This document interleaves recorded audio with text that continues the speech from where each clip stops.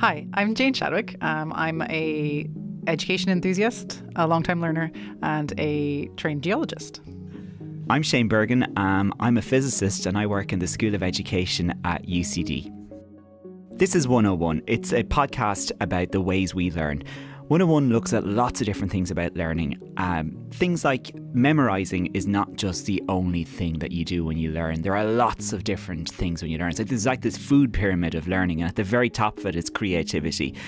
So when you can create something new, that is a contribution to knowledge, and it is the highest form of learning. And today, in this episode, we're going to be following David McKeown, who's this is the one and only time you get to say this, an actual rocket scientist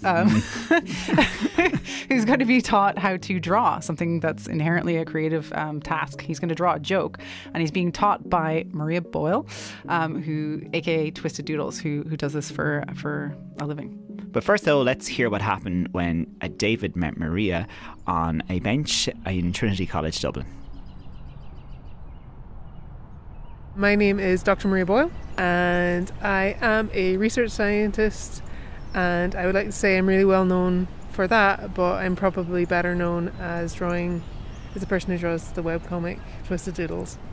I'm David McKeown. I'm an assistant professor in mechanical engineering in Trinity College. I do a lot of space stuff, controlling rockets and moving around satellites. I run a lot of outreach events. I run Dublin Maker, which is a big festival celebration of making.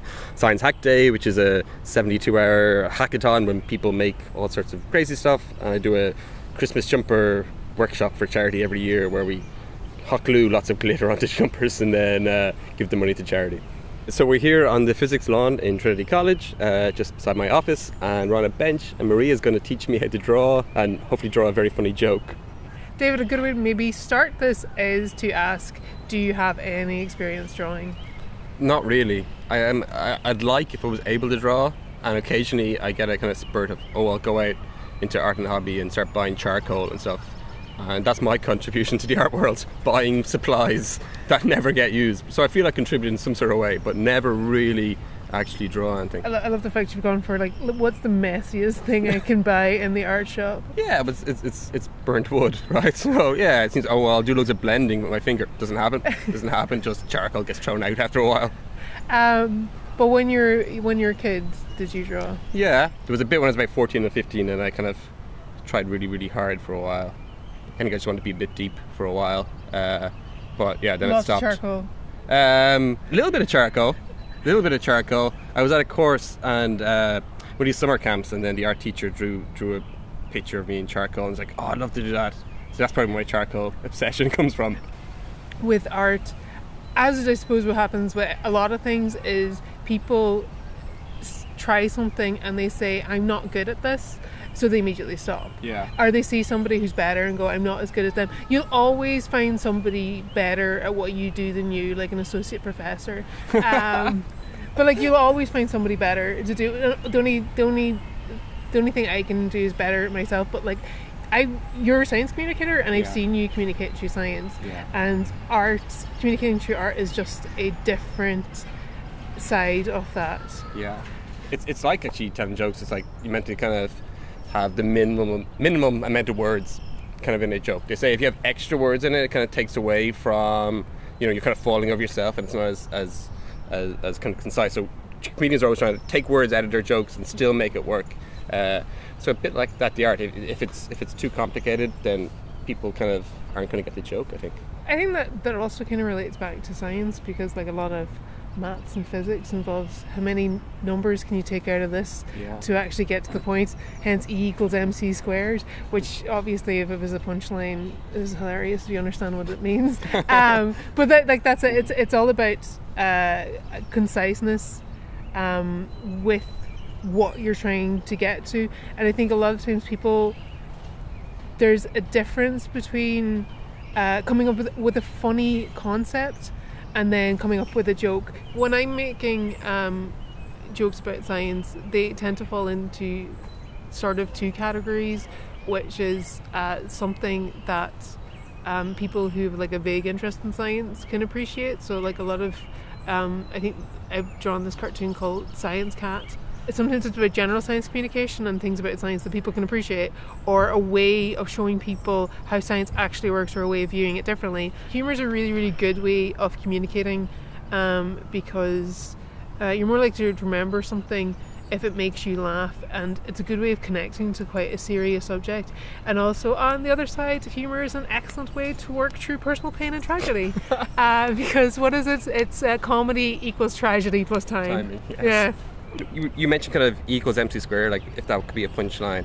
Is there kind of like a limit on how much science you can assume? I think most people maybe have heard of E equals MC squared. They mightn't understand it exactly, but you know, that you want to make a science joke, but you want it open to everybody, so you need to kind of have knowledge of what a kind of a general understanding of science is. I think, a lot of people are kind of like, oh, science, it's like test tubes and people in white coats. And one of the things that I love about like drawing, you don't have to be amazing at drawing, and you don't... Good. Yeah, no, it's brilliant, because one of the best things about the human brain is we take visual cues and then we fill in like a lot of information. Like if I was to draw like a banana in a white coat holding a test tube, you'd be like, oh, scientist banana, because you're making assumptions based on props. So a lot of the time with comics, it can be like really, really like light theater, where you're using the minimum amount of props to help people make an assumption about what's going on, instead of the character having to state what's actually happening. And you don't need to be an expert at that. I do a lot of talks and of outreach where I try to use comedy in it. It breaks the ice with an audience, especially if you're going on and they think it's just going to be a scientist or an engineer talking, and then the first slide you put in something, a really obscure joke or something that's just really corny, and you pause and let them understand this guy is not going to be, you know, just giving me equations for the whole time. He's going to be messing with me. People remember it when they laugh. They remember the jokes probably more than what I say and get away with it, and that's fine, because I think if you're there talking to a general audience, then it should be entertaining. You know, that's what you're providing. And if we want to kind of get science across as something that is interesting, you should come away thinking that was interesting. Most science communication is making analogies with everyday life things. So yeah, sense of humor helps. So I guess my thought process can be split into two. This is kind of a strange way to explain things, but I think about things either literally or visually.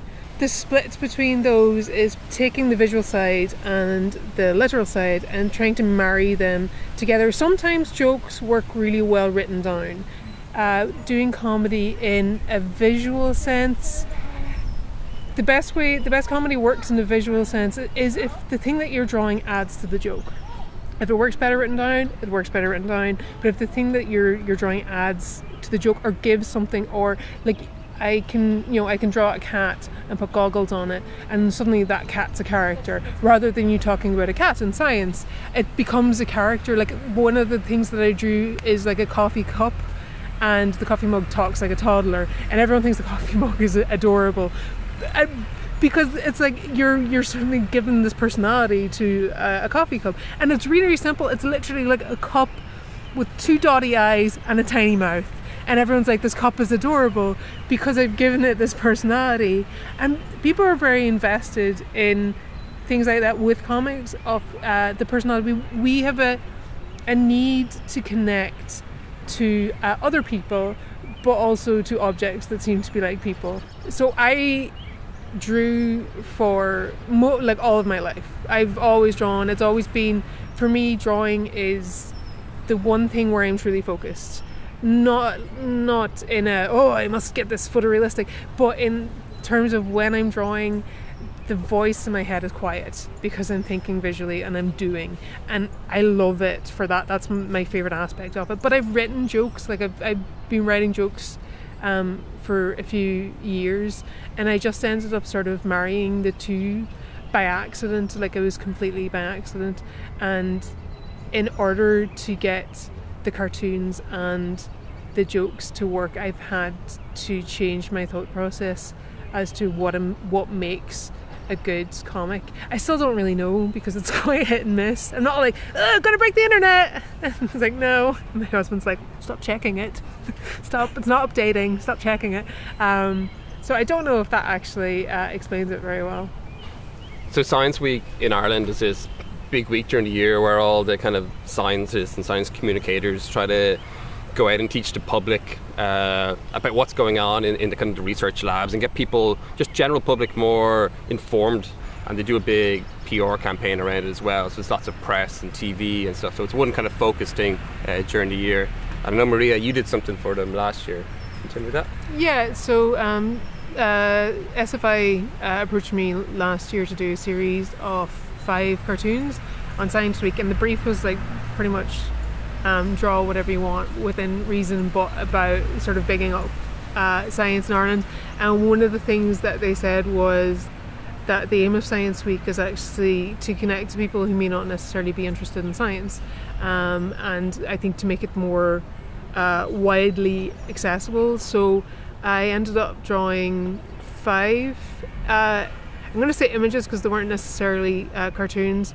So a few of them were based around facts, and one of them was based around so there's a sport in Ireland called hurling, which is a game with sticks. It's pretty much like hockey. If hockey was really angry at somebody and like to run more, that's pretty much what it's like. It's very fast and it involves more talent than I have, clearly, because I'm describing it so badly. But one of the facts that I found, so I was like, I wanted to read about facts and stuff in Ireland, and one of the facts I found was about the fastest ball hit during a hurling match, and I think it was like 180 something kilometers. I can't remember the exact figure. There's something reaching for figures. Oh, what's your age? Oh, 20.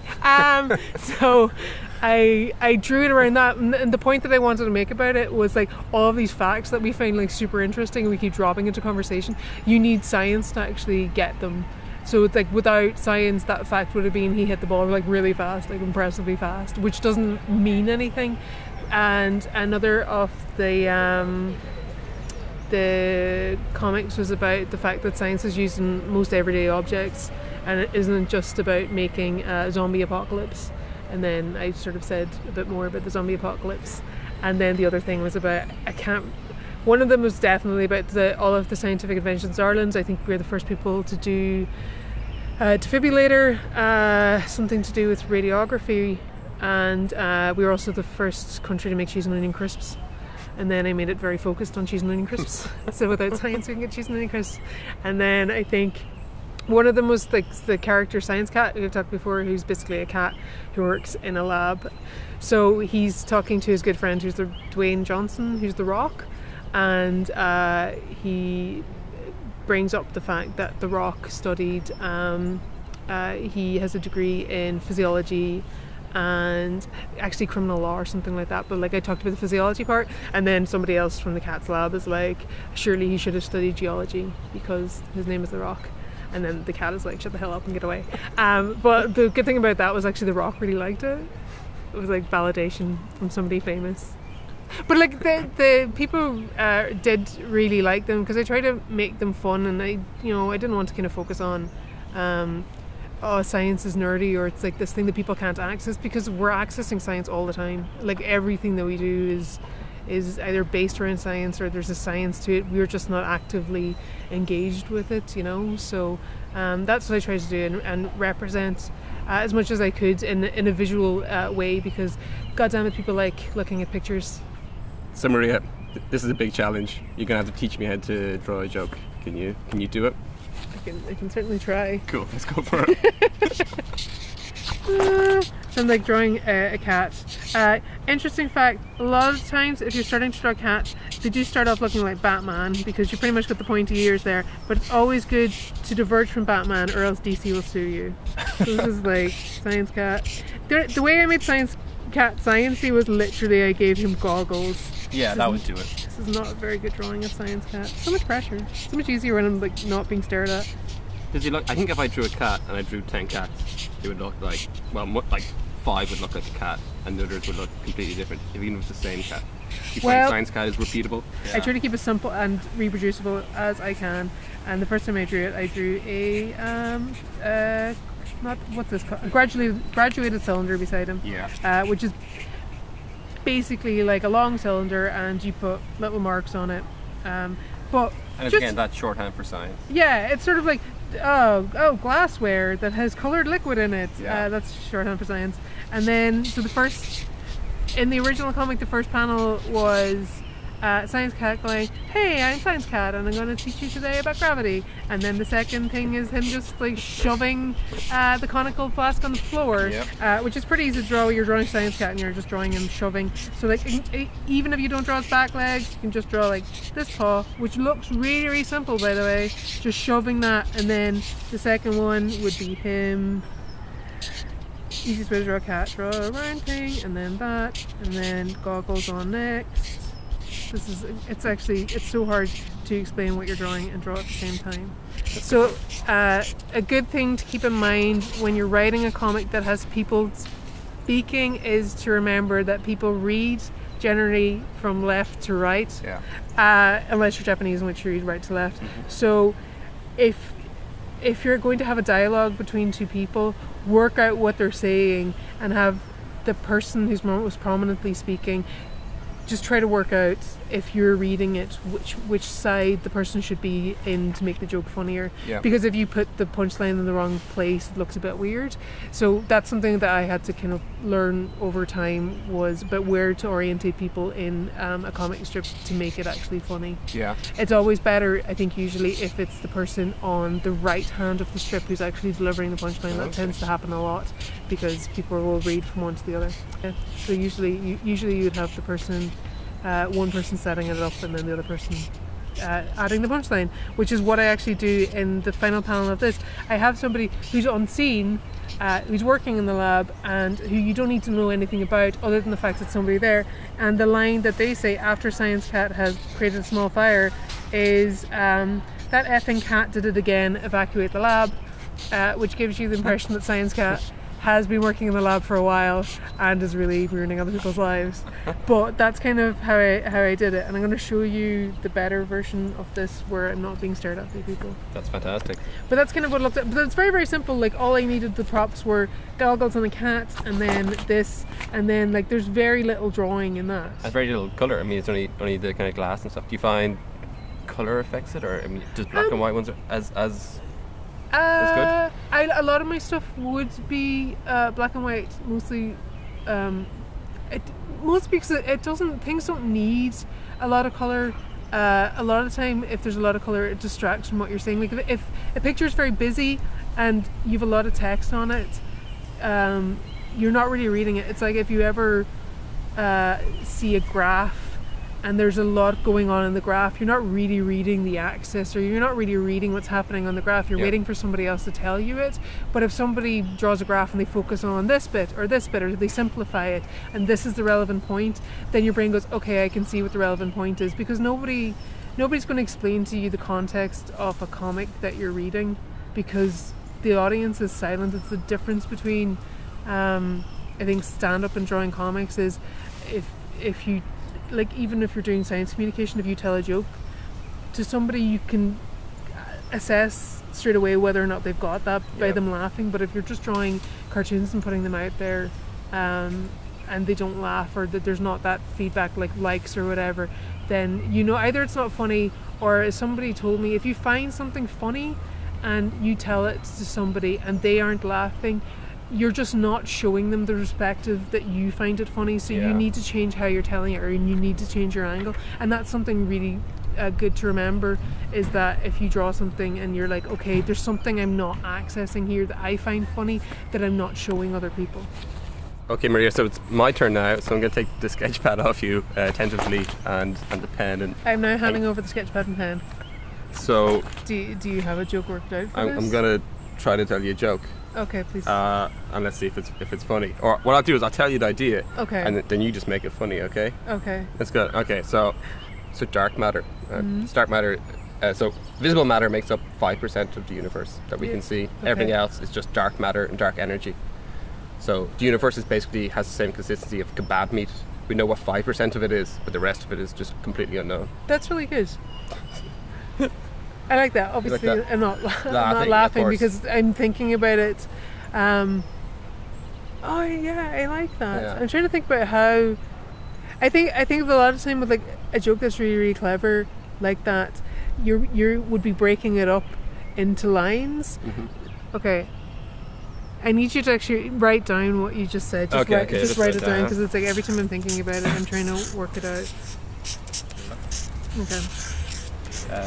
Something like that. So it's quite a lot of text in that, and I'm sure you could. That's the idea, and if I was really to refine it, maybe I'd be able to say it in a lot less words and make it a better joke. But all right, so I suppose the first thing is kind of rewriting the joke. Yeah. And basically, the joke that you are saying here is that the universe is a lot like kebab meat. Exactly. We're pretty sure 5% and the rest is an unknown wonder. Yeah. And that's what the joke is. That's the joke. And like the way that you could do that is, so if you were doing, so I do the first thing. The universe is, people love, what's that thing where you're doing like a comparison? People like simile, like metaphor. I tend to use that a lot because it's a good way to, if you take something, you like obviously you're doing it as well. You take like a known, something that we know and appreciate every day, and then you stretch it to a scientific construct, and people are like, oh yeah, this makes me understand this better, which is a genius way to use science and to use the visual communication. So I'm going to take this page and then we're going to write it on the next page. Okay. So what you're writing is the universe is like kebab meat. Universe is.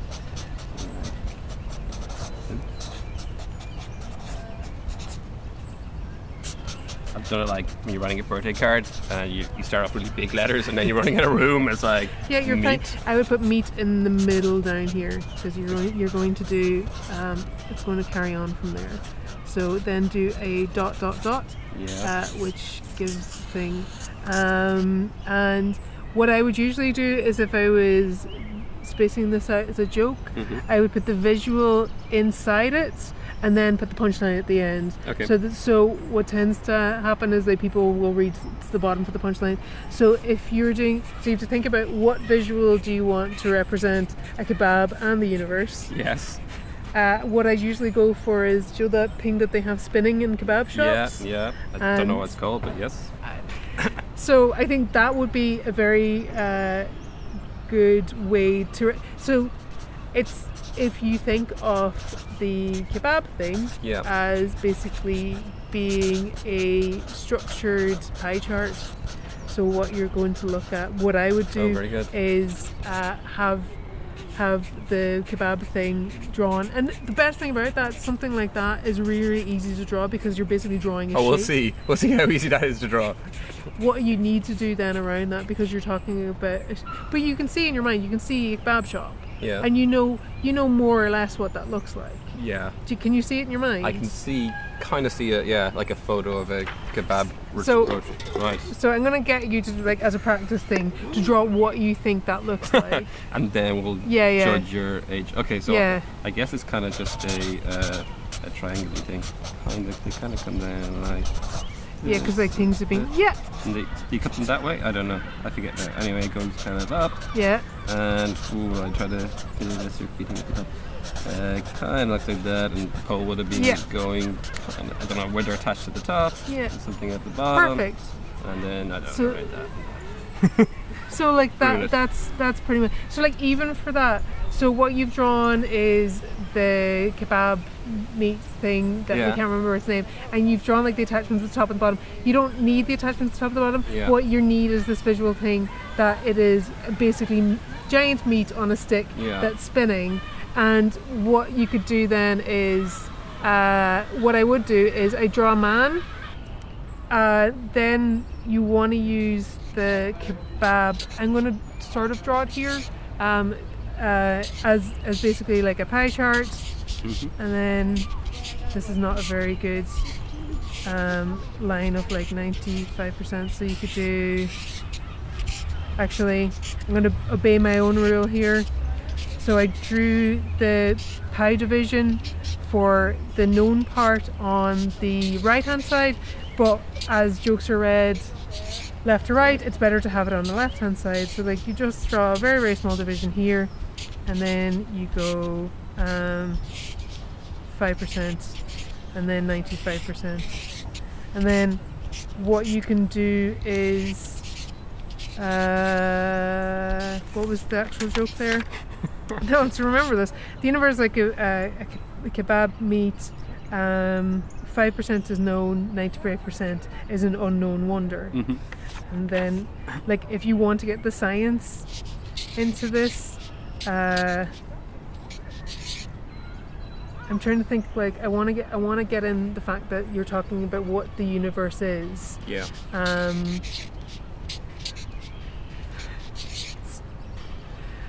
So I might put a thing going.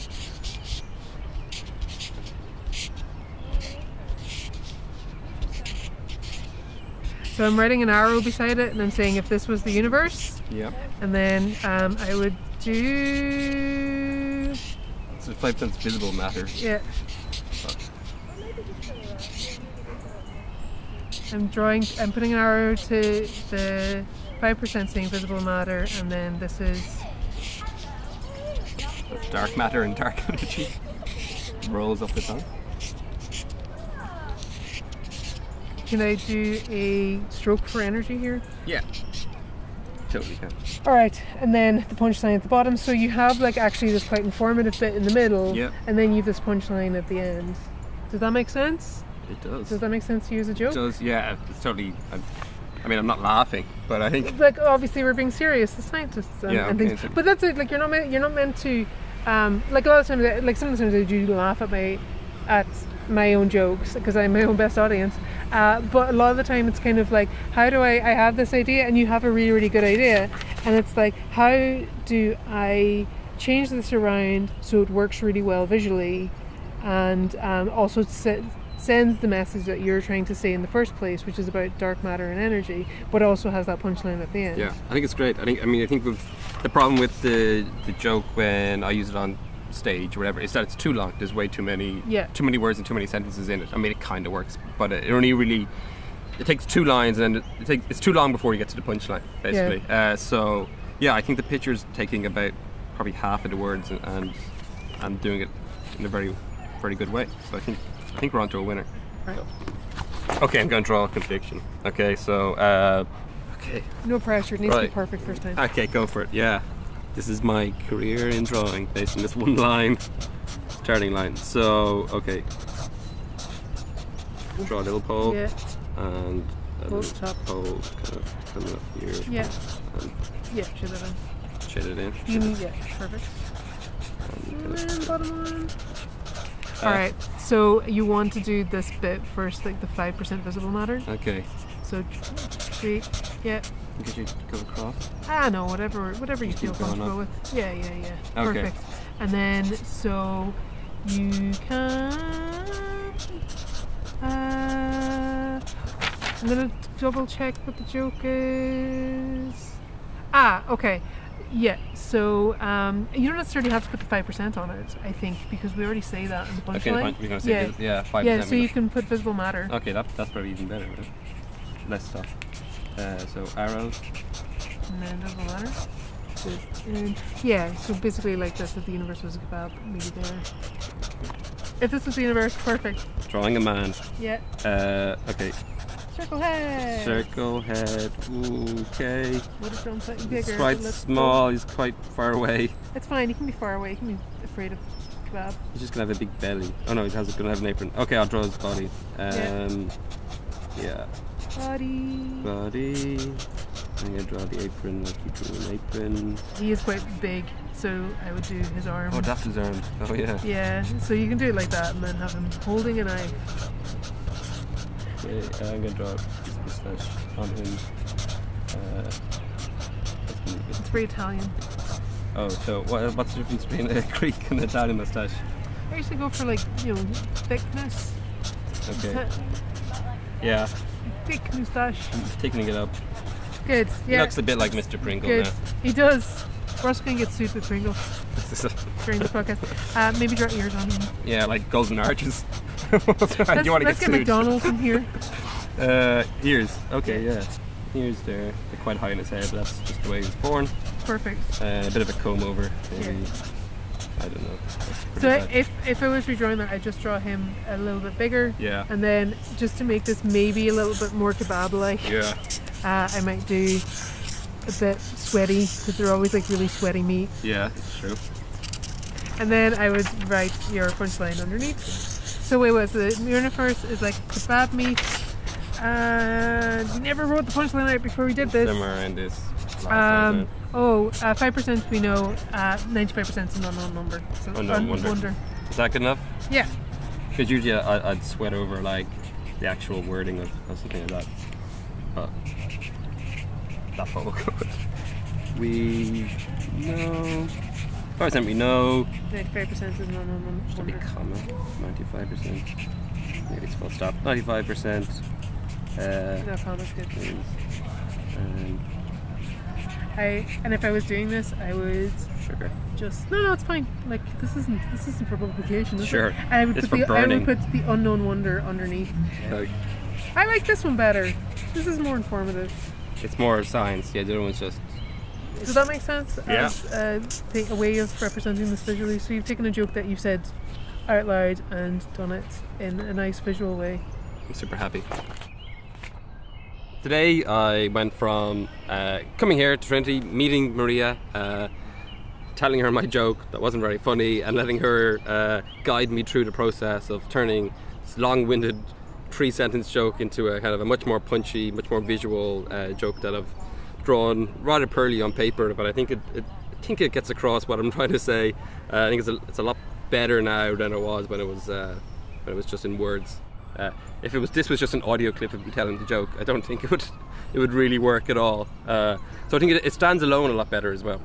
So I think jokes tend to work as part of a 5-minute set where you might be setting yourself up on the stage as a certain type of person and explaining all that, and then your joke comes into the context of all the other things that you've said beforehand. Where here you don't have that context, so it has to be kind of self-contained. The context has to be there in the piece of paper. So yeah, we've definitely worked together. I think it was mainly me. No, I think it was pretty much Maria guiding me through the whole process of kind of getting that context. She's a master at it. So yeah, I'm happy to have done and at least had some attempt at doing some visuals. I think you've done very well today.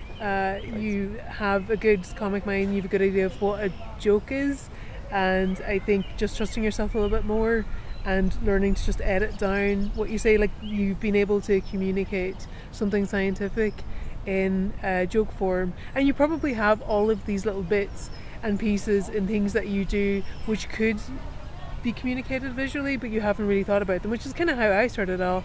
It's like thinking about, is something I'm saying, could that be funnier if I communicated it visually, or could it reach a wider audience if I communicated visually? The joke that you made is really, really good, and one of the reasons that I really like it is because you say the thing, we know 5% we know, 95% is unknown wonder, because if you use words like wonder about something that may potentially be quite dark or dangerous, it still brings this thing about science that I love, is where science is a wonder and science is something amazing. And if you use a word like wonder, it shows your love for it. It's very, very, you need to be very, very careful about words that you use, because it shows how you view it. Like even the darkest subjects, depending on your stance and depending on how you view them, you can show people your love for your subject matter. And I think you've done that using that word. And I know that sounds very, very simple, but it communicates. The tone at which you communicate an idea matters as much as what you're actually communicating. So that was so interesting to listen to.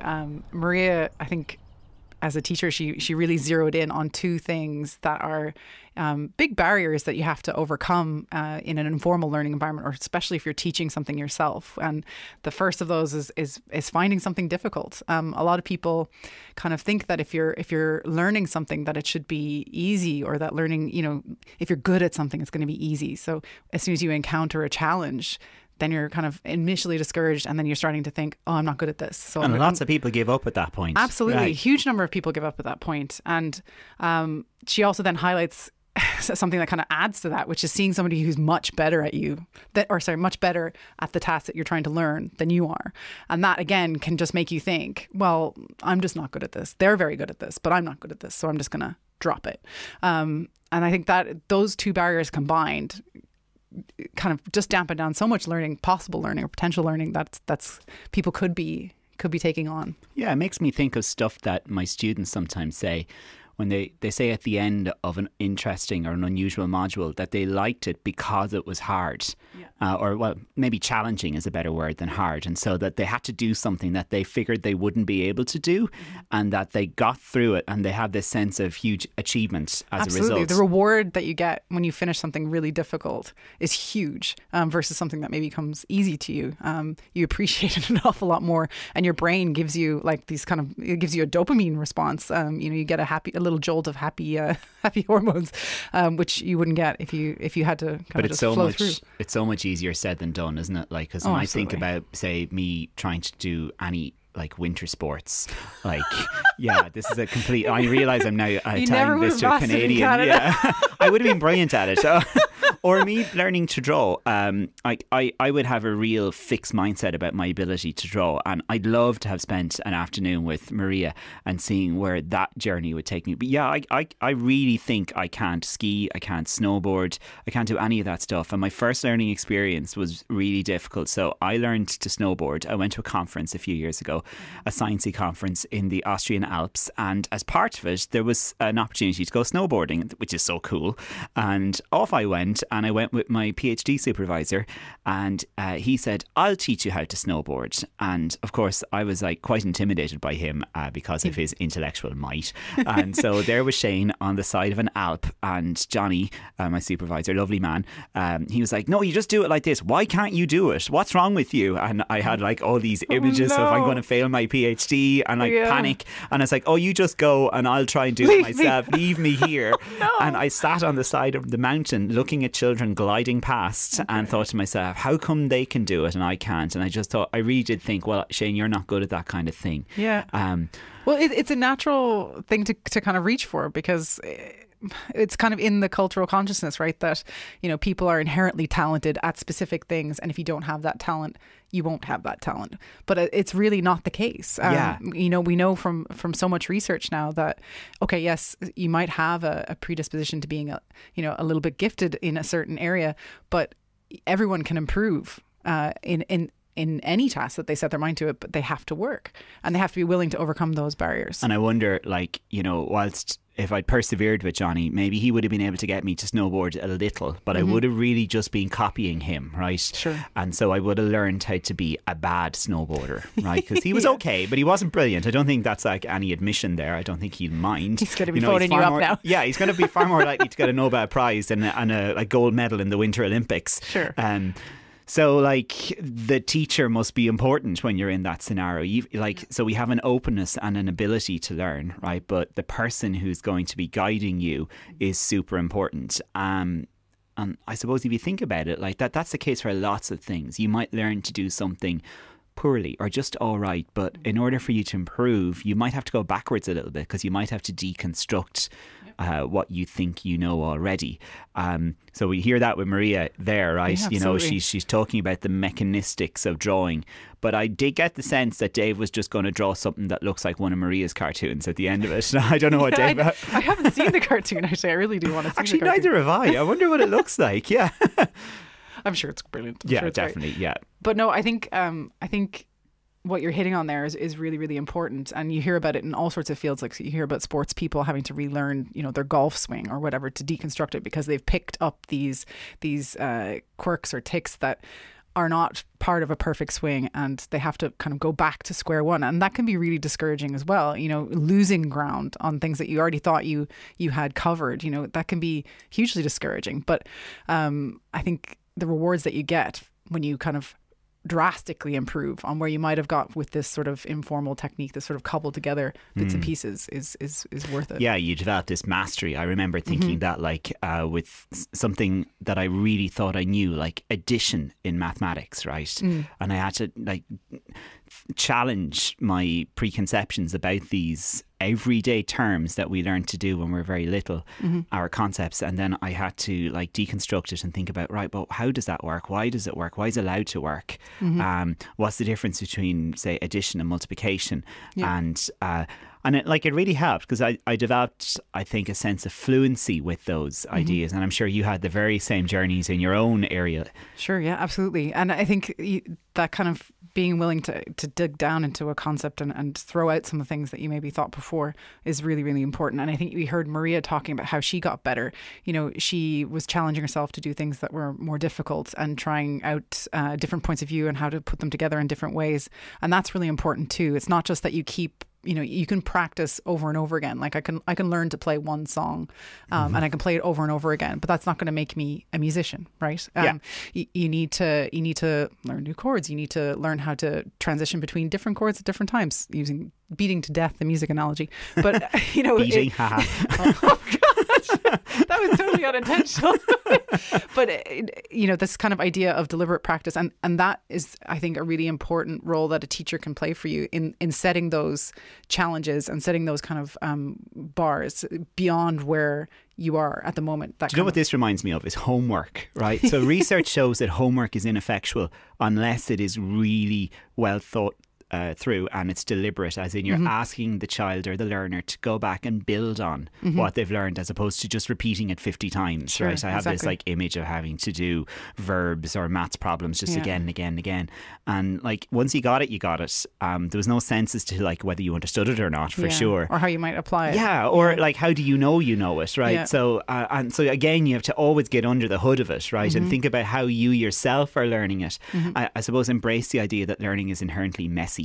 The other thing that I'm just struck by is how what it is to be human, which is, you know, we are all hardwired to learn, and we have a desire to learn, and that's, you know, so evident when you look at little kids. They're just like little sponges, constantly sucking things up, and we don't lose that ability. We just maybe forget to dust it off and take it down and use it as we get older sometimes. I think there's echoes of it every so often. You see things like, you know, New Year's resolutions, for instance. Like we have this annual desire to grow and to better ourselves and to imagine ourselves better, and we'd associate that with being happier. And I think when we find things that we do for like to make us happy as opposed to for other reasons, then like, you know, that's a virtuous circle. We are really hardwired to learn, and we have developed an amazing social ability to learn. Like, so we heard earlier in the series that learning is inherently a social enterprise, and so that when we learn together, we learn well. But I think the thing that makes us very social is language, and language is essential for us to learn and for us to build on what other people know. And so I'm thinking off the top of my head about like how the human learns versus, say, my dog at home. And so when Poppy arrived, Poppy had to learn everything from scratch, as if she was the first dog to ever learn anything. Sure. Where like when my little brother arrived, not at the same time, he would have developed the ability to communicate with others in his species and then rely on what we have known or learned previously and build on it. And so I suppose that allows us to go much, much further, doesn't it? Absolutely, yeah. And it is what most people would think of as being kind of the definition of being human, is that ability to build on other people's ideas and that creative spark, that kind of, you know, you see something that somebody's doing and you can take it, turn it a little bit, invent something different. And I think that is inspiring. And I'm giving the dog a hard time, actually. I just realised that like, I'm a real dog person, and I read a paper recently that looked at not the size of the brain in an animal, but rather the density of neural connections in various carnivores' brains, and they show that social creatures have a much higher density of these neural connections, and so dogs, by their measure, were said to be quite smart. Absolutely, and they're you're selling them hard there, because much smarter than cats, I should point out. Oh, really? That's controversial. We're going to get hate mail over that, but like dogs are smarter than lots of things like lions and like other. Is that because they live with us? Is that really? Yes, it is because they live with us, but we are a proxy community for a dog. So a dog's natural habitat is a pack of dogs. Absolutely. So when they're with us, they think that, well, we're part of a pack. So like they learn socially with us, but in their natural habitat, they're also quite smart because they're in a herd, not a herd, a pack. My collective nouns. Collective nouns. Pack is the word for dogs, isn't it? Yeah. So. Okay. Yeah. Herds are herbivores usually, I think. Aren't Oh, they? are they? Yeah. I think so. Okay. They're prey animals usually, I think. Right. We've gone off way on it. But no, like I was asking is even because dogs have to learn how to communicate with their own species, but they also pick up huge numbers of cues from humans. Emotional cues, yeah, right? Absolutely, yeah. So that's why they're so assistive. Absolutely. Yeah. And picking up on that idea of language is so integral, not just because you can use it to communicate and take ideas of others, but language is hugely important for learning itself. You have to have a vocabulary of learning to actually be able to learn. Yeah, this is super important, right? Like when I read educational literature, it's the thing that pops out as the most important thing you could learn about learning is for you to be aware of how you learn and that you need a language to describe that. So like you need to be able to spot moments where you feel you've made progress or to kind of unpack moments that were confusing. So in educational speak, we call that metacognition. It's kind of thinking about your thinking. Yeah. And like it's a weird zoomed out view of yourself, but doing it is mega important. And I tell my undergrad students about this all the time. You know, one thing they say, we see it and we see the effect of it, but they're very hesitant to put it into practice themselves with their own college learning because they worry if I change a system that's worked for me for the last 20 years and I just go with what you're telling me, Shane, for the next set of exams, what happens if it bombs? And I'm like, you know what? I'd be really honest and think back to when I was a second year undergrad. I wouldn't have changed either because basically the way I studied. There's a lot of risk there. Yeah, I just took the notes and kept reducing them into ever decreasing words on a flashcard. Yeah, like I got the sense that like the exam companies were in cahoots with the highlighter companies. You know, I know. Yeah, no, but it is true. But I've seen it as well working with students. You know, I would speak to them and ask them, well, why do you think we did that exercise? What do you think I was hoping you'd get from it, and what did you get from it? And talking, like really reflecting on how and what they've learned over. It could be only a couple of hours, it could be over a week, it could be over several sessions, and that process allows you to make sense of what you're learning and put some order on it, and that really helps with actually having it stick. Unlike the highlighter method with the flashcards, which often just go, you might have it for the exam, but it's probably gone now, right? Yeah, if you were to ask me any details about second year nuclear physics now, scant would be the description, I'd say. Okay. We won't then. We won't go there. Let's not decay into that. Oh no. Okay, well, thank you for listening. That's been a lot of fun. You can find us in lots of spaces and places. We're 101 The Podcast on social media. We're also at 101thepodcast.com, and you can find us on podcast apps by searching for 101 The Ways We Learn. And we'd also, just before we finish, like to ask you for a favour. If you enjoyed the show, and we hope that you did, it'd be amazing if you could rate and review us on whatever platform you get your podcasts. It really helps other people find us. I've been Jane Chadwick and Shane's been Shane Bergin, and 101 is produced by Bureau and is supported by Science Foundation Ireland. Hi, I'm Margie McCarthy. I'm the Head of Education and Public Engagement with Science Foundation Ireland, and we're really happy to support 101 because there's a science behind everything and there's a science behind learning as well.